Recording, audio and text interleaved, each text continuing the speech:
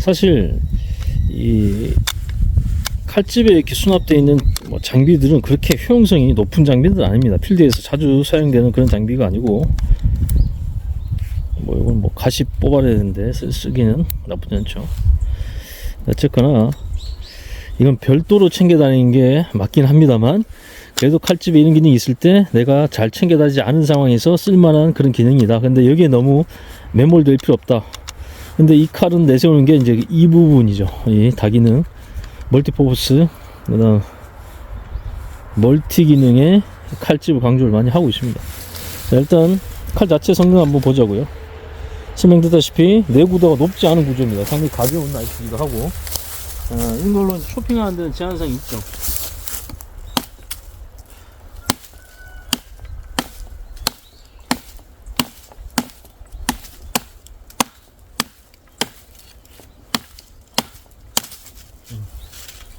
자잘한 나무 같은 것들은 친을만 합니다. 뭐 워낙 예리하고 날카롭게 각이 잘 세워져 있기 때문에 결석감 아주 좋아요. 내가 원하는 두께로 패드스틱을 만드는데도 나를 통제하기가 아주 좋고 편합니다. 손잡이 자체는 이제 플라스틱이긴 한데 굉장히 딱딱한 플라스틱입니다. 그런데 막상 잡아보면 거의 고무 느낌에 가깝다. 고무는 아니지만 그만큼 미끄럼 방지라든가 손에 딱 밀착되게끔 디자인이 잘 되어 있습니다.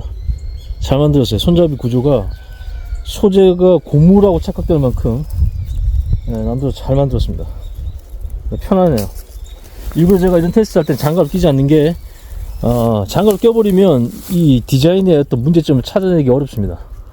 어떤 제품 같은 경우는 이 도출된 어떤 뭐 폰멜의 형태 아니면 손잡이 구조해 가지고 통증을 유발하는 경우가 있어요, 사용했을 때. 근데 이 제품은 그런 부분이 아주 없어요. 초핑하거나 힘을 실더라도 불편한 부분이 없습니다.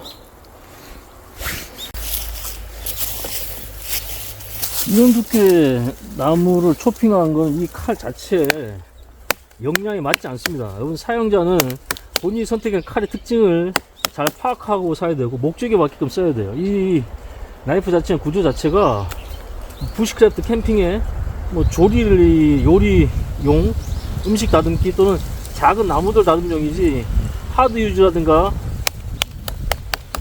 전술용 아주 튼튼한 어떤 목적으로 사용하는 그런 나이프의 구조가 아닙니다. 그래서 무리하게 쓰면 안 된다는 얘기죠.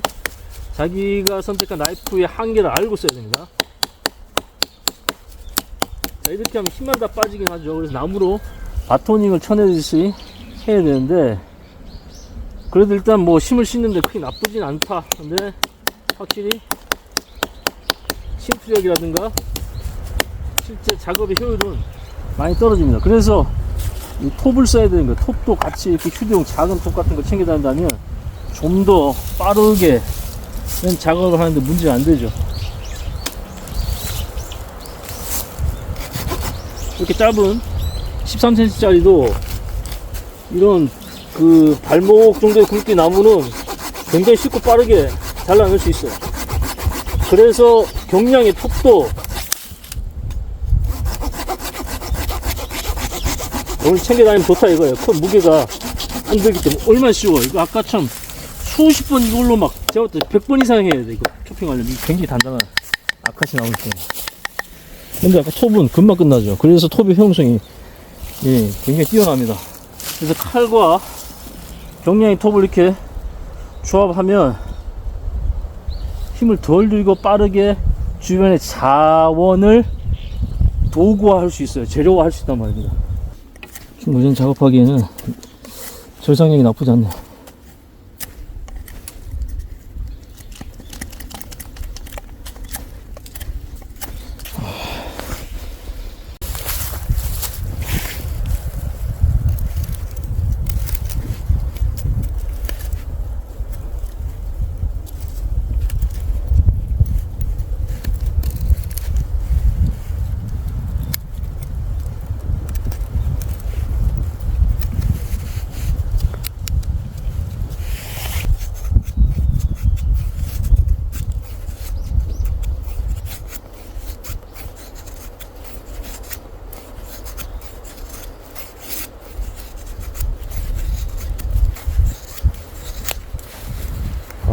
패드스틱 예술이지, 예술.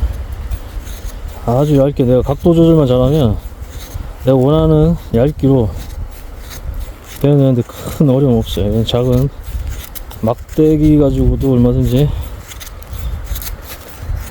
얇은 패드스틱을 빠르게 만들 수 있을 만큼 날카롭고 다루기가 좋은 칼이다.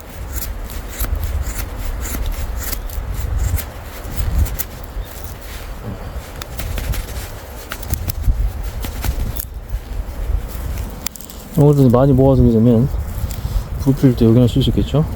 불의 시작점, 아주 좋은 불소 시계를 쓸 수 있단 말이에요.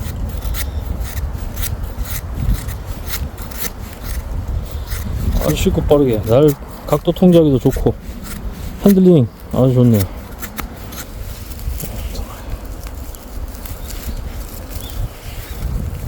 이것도 모았어요. 바토닝 한번 해봅시다. 딱 요정도가 적정합니다. 이 나이프의 한계는 이거보다 너무 두꺼운 나무는 오히려 날 쉽게 손상될 수 있어요. 이건 엣지가 되게 약한 구조입니다. 완전 풀플랫이고 팁도 되게 얇고 약해서 무리하게 바토닝을 할 경우에는 분명히 날의 손상이 옵니다. 이 정도는 할만해요. 이 정도도 안 되면 문제죠. 오케이. 들어가면 딱 이 정도가 적합합니다.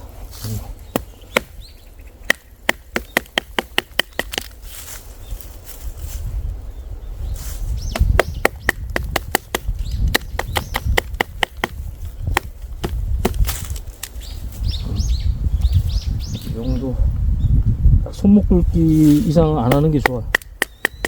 굳이 손목 굵기 이상으로 이런 나이프로 쪼개는 것도 나이프의 남용이고, 얘한테는 딱 그 정도 손목 굵기 그 상태에서 뭐 보드를 뭐 축을 만든다거나 아니면 이렇게 패드스틱을 만든다거나 뗄감 정도 쓸 수 있을 만큼 작게 연료화 시키는 거, 그런 정도 하기에는 딱 괜찮습니다. 좋네요. 잘 이렇게 쫙 나가요.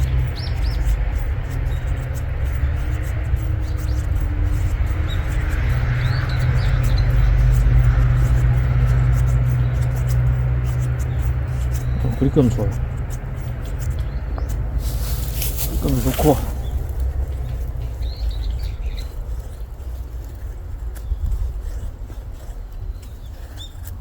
아주 유연하게 잘 돼서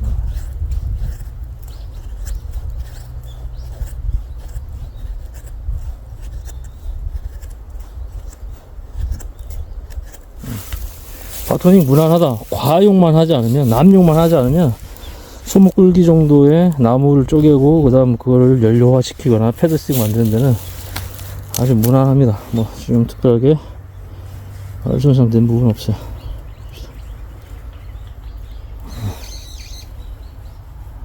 대신 이제 아까 바토닝 과정 중에 나무에 묻어있는 모래 같은 거, 흙, 이물질에 의해서 손상은 조금 있을 수 있겠으나 지금으로는 육안으로는 막 눈에 띄는 손상은 없습니다. 자, 바토닝 한 그 정도 수준, 그냥 뭐 이 정도를 찍어내는 수준.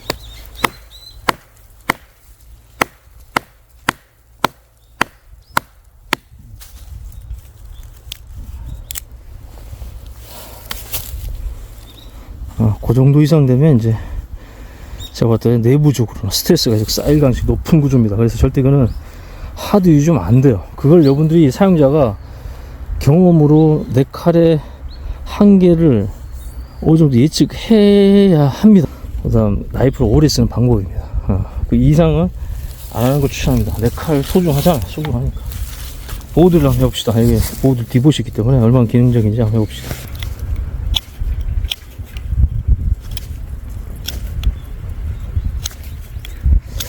다루기가 좋아요. 가볍고 날카로우니까 다루기가 참 좋습니다.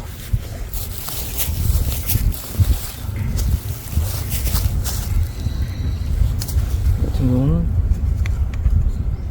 풀링해서 이렇게 하면 손 다칠 확률이 낮겠죠? 이건 굿 아이디어.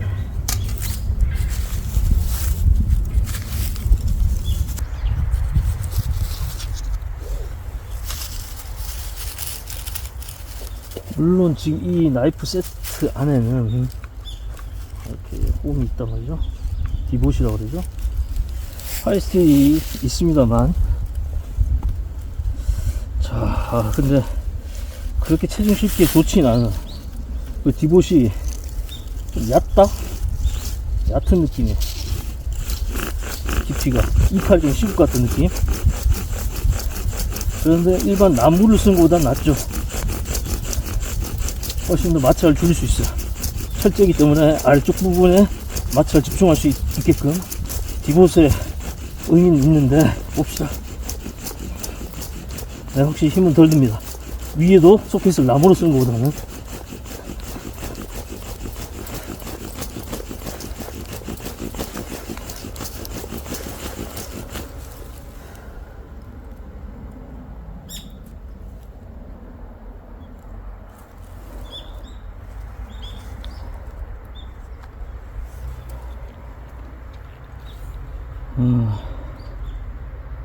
수술 만들어졌어요. 아, 꺼졌다. 조금 더. 압력을 더 실어 주는 게 좋겠네요. 근데, 제가 누르는 위치보다는 좀 바깥쪽에 위치해서 흔점이 좀 불편하다.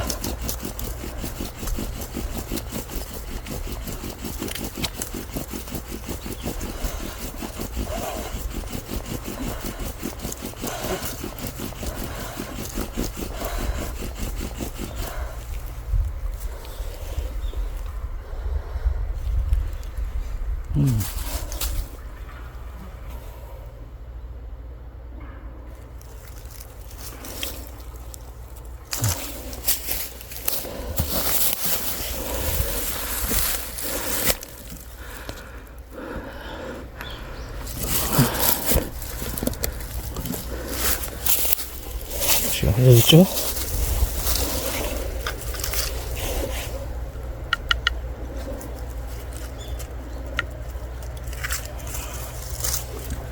기다려줘야 됩니다. 충분히 숱이 커질 때까지.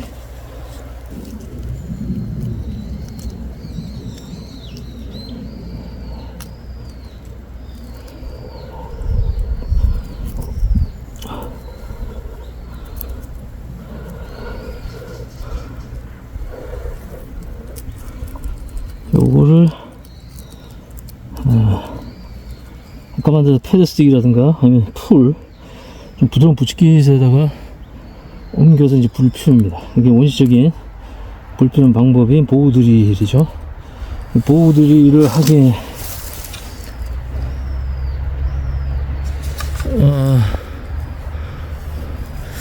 보우 드릴을 하기에는 기능적입니다. 그 다음에 칼집 자체를 분리해서 보호들 중에 칼날에 의해 손이 다치는 위험을 방지한다는 개념은 좋아요. 분리형 칼집. 소켓은 제 기준에 좀 더 안쪽으로 왔으면 좋겠다는 건데, 이쪽으로 날 쪽으로 이동했으면 좋겠다는 생각이 있어요. 제가 누르는 것보다 좀 바깥에 위치합니다. 그러니까 힘 전달이 조금 어색하다 이렇게 표현하는 게 맞을 수도 있을 것 같아요. 좀 더 안쪽으로 왔더라면 좀 더 효율적일 뻔했다. 충분히 보호들 디봇으로 역할을 한다. 마찰 최소화해서 거의 대부분 마찰이 축의 아랫부분에 집중될 수 있도록. 윗부분은 거의 탄 부분이 없죠. 위쪽 소켓을 일반 경질나무라든가 관솔, 나무의 옹이 같은 거 쓸 수 있는데 생나무도 써도 좋고, 이럴 경우에도 위쪽에 마찰이 생겨서 좀 힘이 꽤 들어가긴 합니다. 근데 확실히 소켓이 마찰 최소화하는 소재다 보니까 효율은 좋아요. 힘은 나무나 관솔, 기타 자연재료를 이용한 소켓 쓴 것보다는 확실히 힘은 덜 들어갔다. 그래서 기능적이긴 해요. 근데 조금 더 안쪽으로 옮겼으면 하는 그런 아쉬움이 남는다. 불은 피우지 않겠습니다. 충분히 기능적이다. 불편 여름이 없다.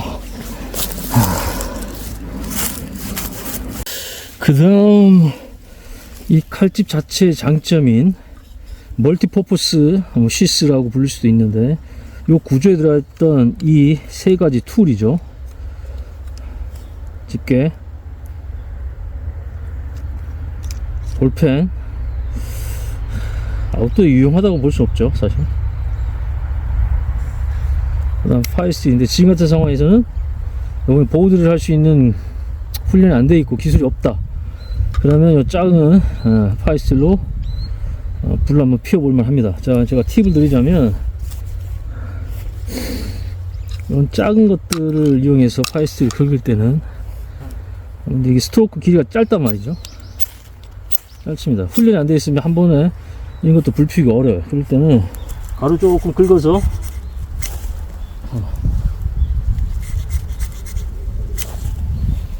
금방 불 만들 수 있죠. 이 정도면 뭐 한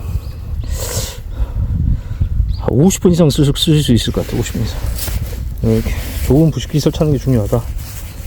패드 스틱을 만들어 가지고 여기에서 이제 불 시작죠. 최대한 많이 모아야 돼요. 많이 모아서 가까이 가서 가루 좀 만들고,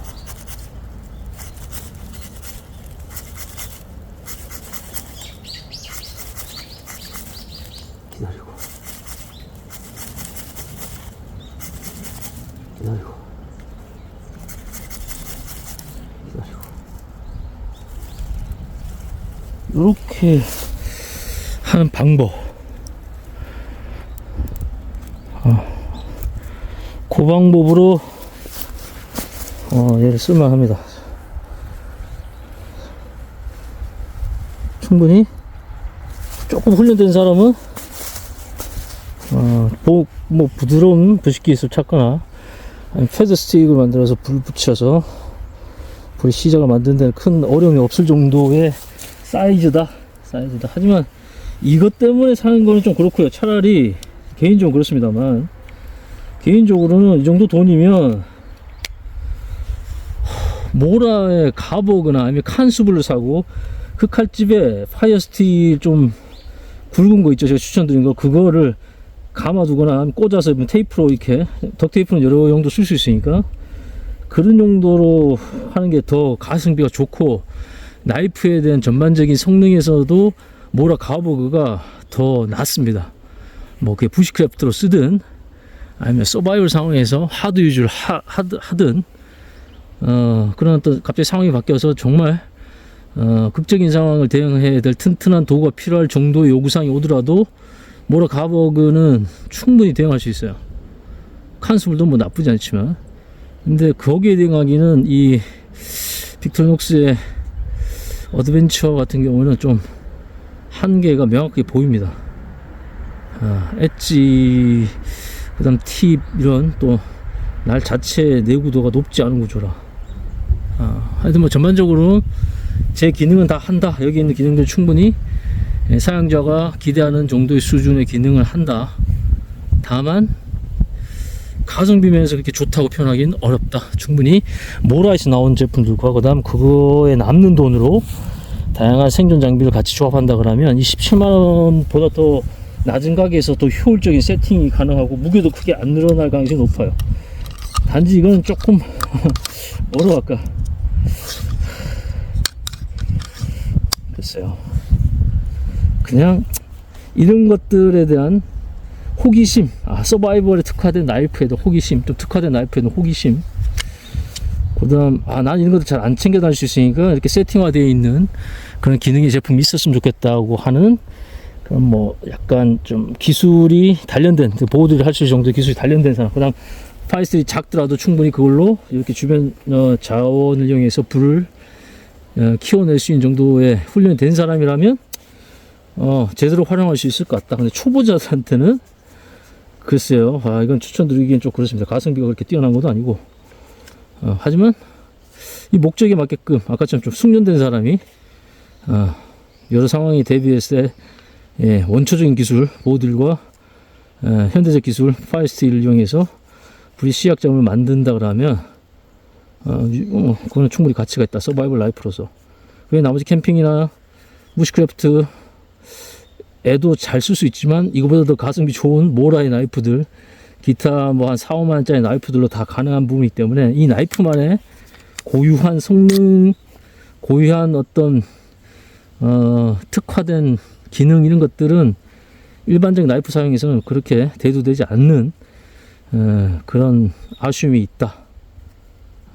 왜 이렇게 완전 제대로 좀 튼튼하게 만들지 않았을까 하는 좀 아쉬움이 있습니다. 이런 완전 풀플랫 말고 세이버 그라인드나 아니면 뭐 모라의 스칸디 그라인드에 세컨더리 베벨 2차 베벨 한 번 더 넣어주는 것도 충분한데 왜 굳이 이렇게 만들었을까? 여전히 의구심과 아쉬움이 남는다. 하지만 빅토리녹스란 이름에 걸맞는 완성도는 가지고 있다. 요게 제 개인적인 테스트 소감입니다. 하지만 그렇게 추천드리고 싶을 만한 가성비 제품은 아니다.